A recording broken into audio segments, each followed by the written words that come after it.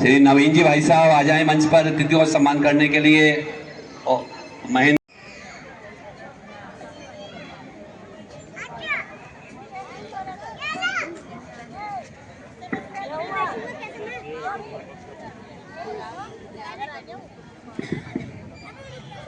आज के मुख्य वक्ता श्री महेश जी शर्मा जी का स्वागत के लिए, आज के अध्यक्ष महोदय का सम्मान के लिए श्री गोवर्धन जी।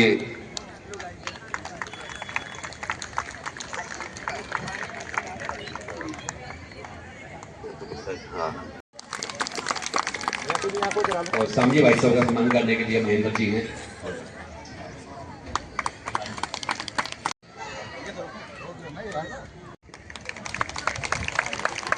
इंदु भाई जी का सम्मान करने के लिए मोना जी चले।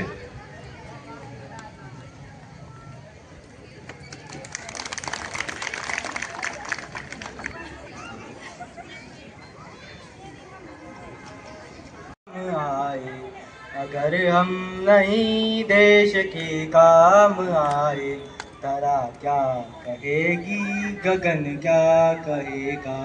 अगर हम नहीं देश के काम आए, तारा क्या कहेगी गगन।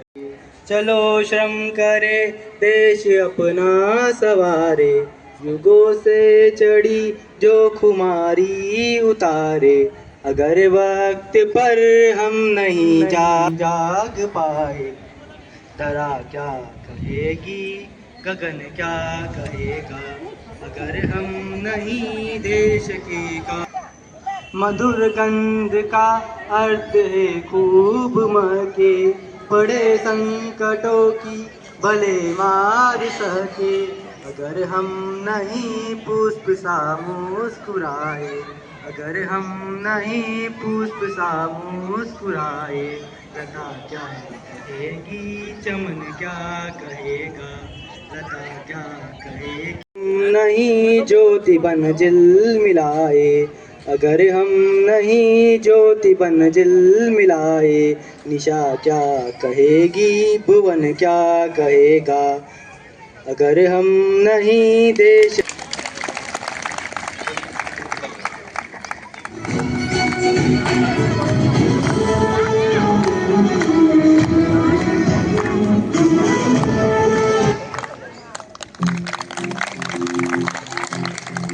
हम लोग कुटुंब संयुक्त परिवार में रहते थे।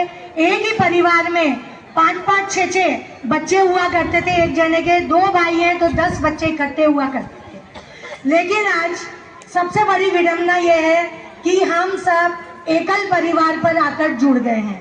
एकल परिवार में क्या हो रहा है कि वहाँ पर हम पहले 3 बच्चे हुआ करते थे, उसके बाद 2, अब शायद 1 पर भी आ गए हैं। और 1 पर भी ये सोचते हैं कि पहले हम अपना कैरियर बना लें, उसके बाद हम अपने बच्चों के बारे में सोचें।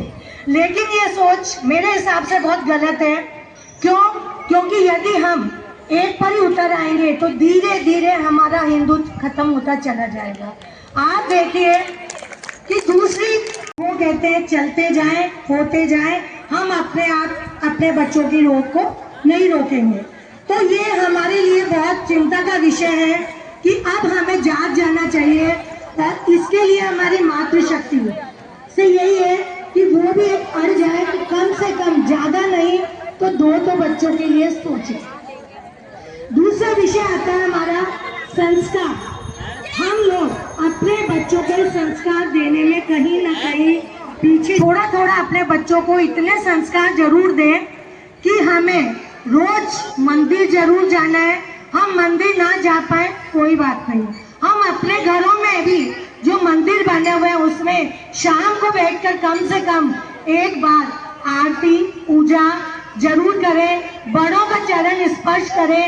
और सब लोग शाम को साथ बैठ के जब एक साथ इस विषय पर बैठेंगे कि हमें पूजा एक साथ करनी है, शाम की आरती एक साथ करनी है, तो मेरा कहना है, मेरा मानना है कि हमारे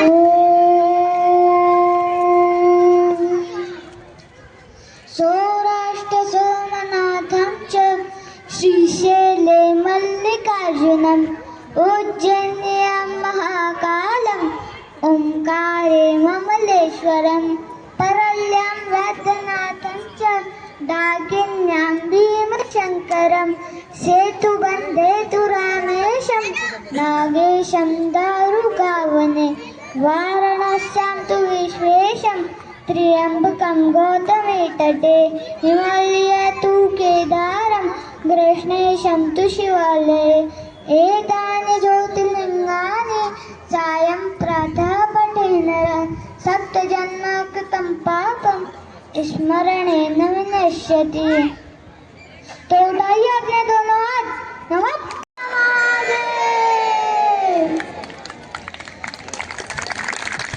अच्छा और 12 ज्योतिर्लिंगों के बारे में बताया।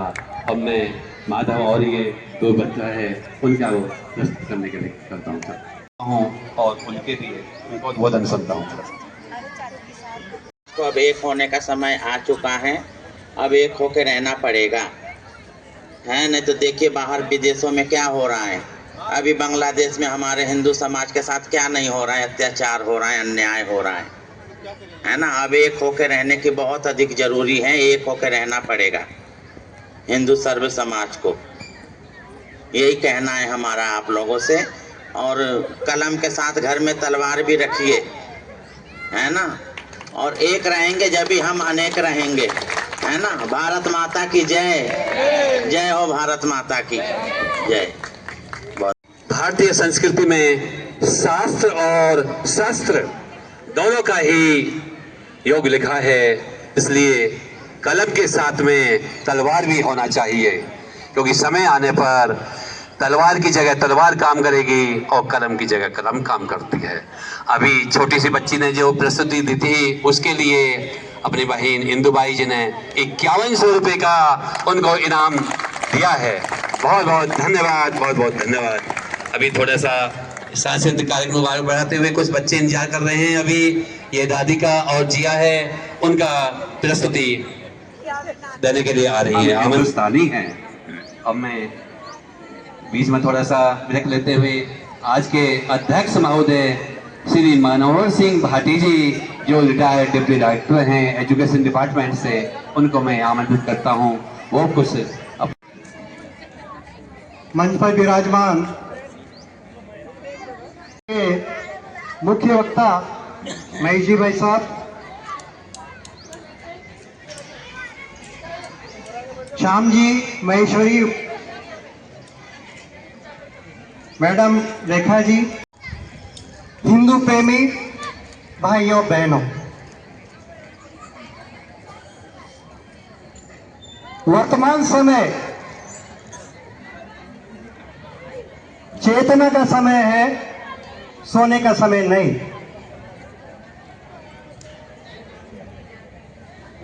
हम ईश्वर को लाख लाख धन्यवाद दें कि उन्होंने हमें भारत भूमि में जन्म दिया, जहां कण कण में राम है, कण कण में शंकर है, आध्यात्मिक चेतना है। बहुत सौभाग्यशाली हैं हम गर्व करें हिंदू पर कि हम हिंदू हैं। हमारा इतिहास बहुत गौरवशाली रहा है। याद करें, हमारा धर्म विश्व का सबसे पुराना धर्म है, सनातन धर्म है। ऋषियों ने, मुनियों ने तप करके इस भारत भूमि को पवित्र बनाया है। और एक बात और मित्रों, हम विचार करें, भारत भूमि पर ही 24 अवतार क्यों हुए?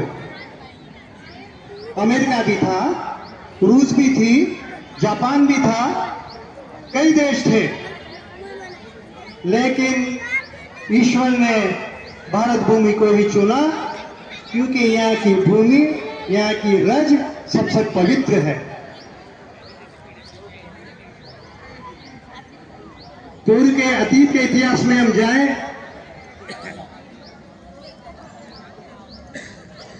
हिंदू धर्म की रक्षा के लिए, जहां गुरुओं ने अपने बच्चों को दीवारों में चुनवा दिया। इसी प्रकार 8 तारीख को फिर से लगभग 100 हिंदू सम्मेलन होने हैं। हिंदू सम्मेलन की आवश्यकता क्यों पड़ी? हमारा देश बहुत पुराना है, लेकिन 1000 वर्ष की गुलामी, पहले मुगल आए, उसके बाद अंग्रेज आए, उन्होंने हमें सब कुछ भुला दिया, हमारा सारा इतिहास भुला दिया, हमारे सारे शास्त्र जला दिए अथवा जहाज़ों में लाद करके ले गए, कुछ समुद्र में बहा दिए और कुछ को जला दिया। जो दृश्य बनता है वो बनता है मतांतरण का, वो बनता है पर्दा प्रथा का, वो बनता है एकल परिवारों का, वो बनता है पाश्चात्य संस्कृति को अपनाने का। और हमारे सामने जो दृश्य बनता है, बड़े दुख के साथ कहना पड़ता है, इस पाश्चात्य संस्कृति का उसके कारणों को खोजने की आवश्यकता है। इस कारण से हिंदू सम्मेलन किए जा रहे हैं। किसी भी देश को जो बनाता है, इस संस्कृति को तो साइड पर रख दिया गया और राजनीति के कारण से धर्म से जोड़ दिया गया।